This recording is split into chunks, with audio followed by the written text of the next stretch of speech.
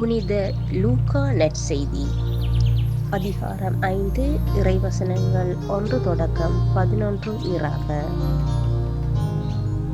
ஒரு நாள் அவர் கெனசரேத்து ஏரிக்கரையில் நின்று கொண்டிருந்தார்.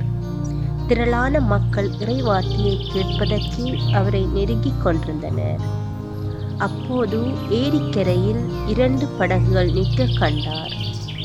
மீனவர் படகை விட்டு இறங்கி வலைகளை அலசிக் கொண்டிருந்தனர். அப்படகுகளில் ஒன்று சீமோனுடையது. அதில் இயேசு ஏறினார்.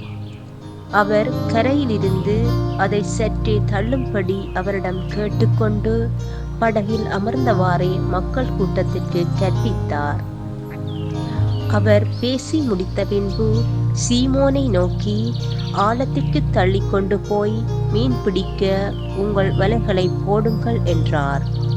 சீமோன் மறுமொழியாக, ஐயா, இரவு முழுவதும் நாங்கள் பாடுபட்டு உழைத்தும் ஒன்றும் கிடைக்கவில்லை. ஆயினும் உமது சொற்படியே வலைகளை போடுகின்றேன் என்றார். அப்படியே அவர்கள் செய்து பெருந்திரளான மீன்களை பிடித்தார்கள். வலைகள் கிளியைத் தொடங்கவே மற்ற படகிலிருந்து தங்கள் கூட்டாளிகளுக்கு சைகைகளை காட்டி துணைக்கு வருமாறு அழைத்தார்கள். அவர்களும் வந்து 2 படகுகளையும் மீன்களால் நிரப்பினார்கள். அவை மூழ்கும் நிலையில் இருந்தன. இதைக் கண்ட சீமோன் பேதுரு இயேசுவின் கால்களில் விழுந்து, ஆண்டவரே, நான் பாவி, நீர் என்னை விட்டு போய்விடும் என்றார்.